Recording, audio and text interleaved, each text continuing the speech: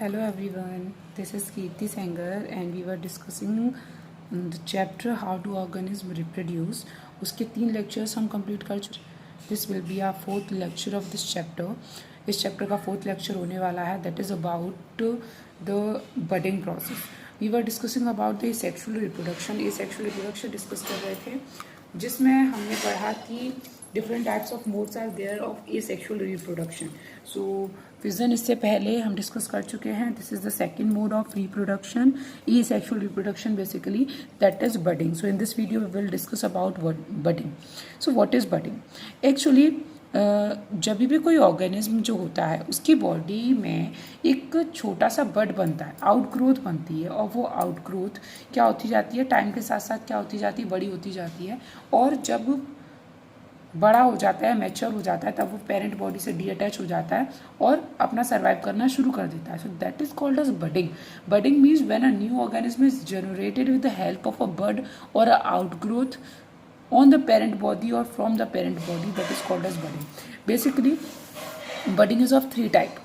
Budding जो होती है वो 3 टाइप की होती है. हमने बडिंग पढ़ा है, ठीक है, लेकिन जो हमने बडिंग पढ़ा है वो हमने केवल एक ही टाइप का पढ़ा है. But today we will discuss about the different modes of budding. Like the first mode of budding और the first type of budding is called as external budding. External budding means कि external भी कह लीजिए, exogenous budding कह लीजिए, the same thing. Second one is called as internal budding और we can say endogenous budding, है ना. And the third one is called as स्ट्रोबाइलेशन. Third one is called as strobilation. Strobilation शायद आपके लिए नया होगा, डिस्कस करते हैं अभी, ठीक है. So the first one is exogenous budding और external budding. This is very common method. जैसे कि हमने ये पढ़ा है कि see this one is our hydra. Hydra की बॉडी पर कहीं पर भी एक छोटा क्या बना, बड बना. वो बड धीरे धीरे करके क्या होता रहता है, बड़ा होता रहता है. जब मैच्योर हो जाता है तब वो पेरेंट बॉडी से क्या हो जाता है, डीअटैच हो जाता है. So here we can see कि जो बड बन रहा है, the bud is outside the body, body के बाहर है, that can be seen outside, okay, from outside. So that is the type of a exogenous budding, very common example, that is a hydra.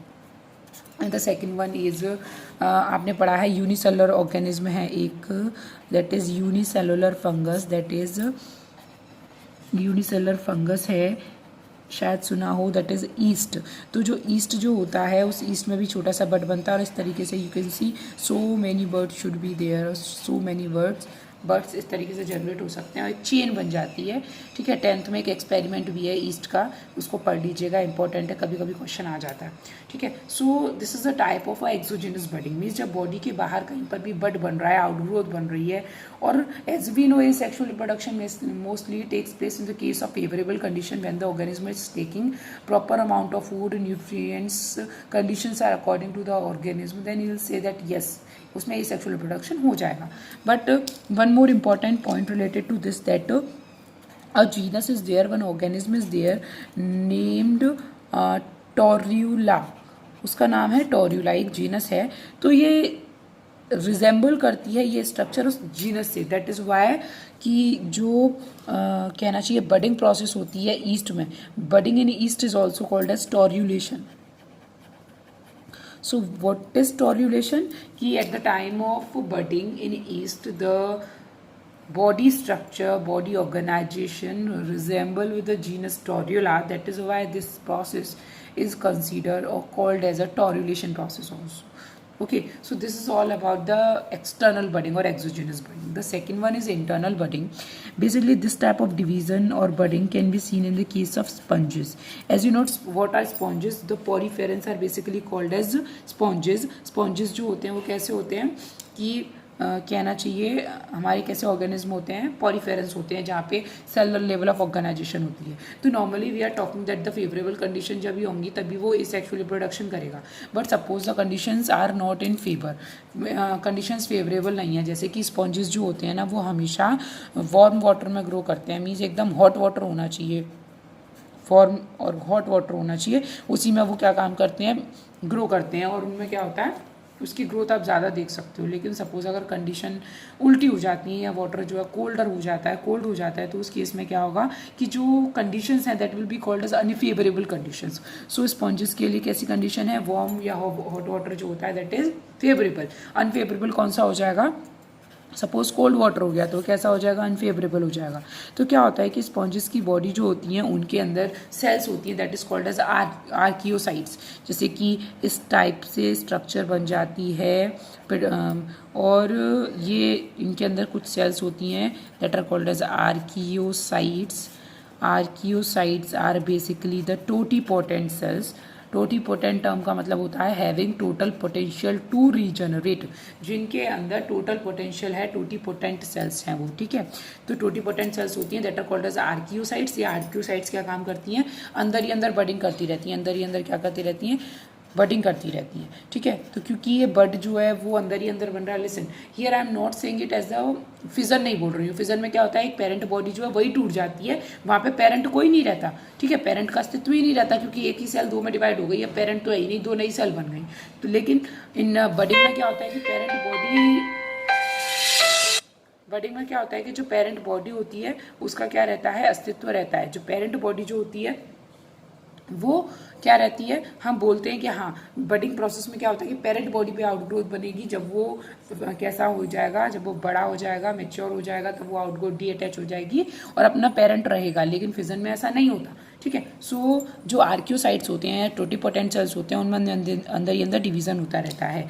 The special type of structure ये जो बनी है that is called as गैम्यूल, और we can से गैम्यूल कहते हैं इसको, ठीक है। तो जो इंटरनल बडिंग जो स्पॉन्जेस में जो हम पढ़ते हैं दैट इज कॉल्ड एज गैम्यूलेशन, गैम्यूलेशन कह लीजिए या फिर गैम्यूल फॉर्मेशन कह लीजिए,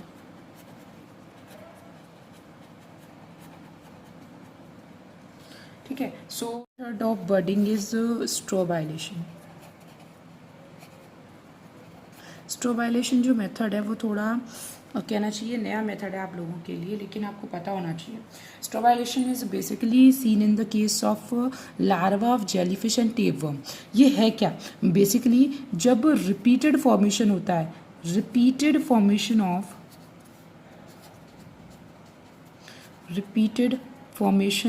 ऑफ सिमिलर सेगमेंट्स, ठीक है। जो सिमिलर सेगमेंट्स हैं उनका जब रिपीटेड फॉर्मेशन होता है then I see that it is strobilation. अब कैसे है वो एक एग्जांपल के थ्रू समझते हैं। आपने पढ़ा होगा, ये हमारे यहाँ पे होते हैं टेप वर्म है, ठीक है। टेप वर्म जो होता है उसके जो पीछे जो लॉन्ग पार्ट होता है, टेल लाइक पार्ट होता है, उसमें बहुत सारे सेगमेंट्स होते हैं। Each segment is called as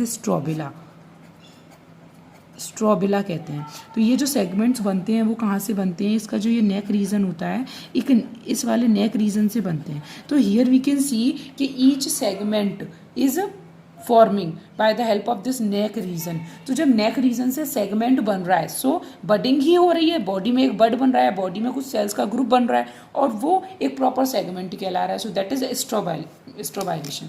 उसके साथ साथ जेलीफिश है, जेलीफिश का लार्वा होता है दैट इज साइफीस्टोमा। सो साइफीस्टोमा लार्वा जो होता है that is a larva of jellyfish. तो उसकी जो स्ट्रक्चर है उसमें क्या होता है, आपको इस तरीके से स्ट्रक्चर्स दिखाई देती हैं ये, ठीक है। सो आप देख रहे हो कि ये जो एक सेगमेंट है ये क्या है, ये रिपीटेड फॉर्मेशन हो रहा है सेगमेंट का, बार बार एक ही सेगमेंट है जिसका रिपीटेड फॉर्मेशन हो रहा है। So where the repeated formation of the segment takes place, जब कोई एक सेगमेंट है उसका रिपीटेड फॉर्मेशन होता है then I say that it is a type of a budding, but it is basically called as a strobilation process.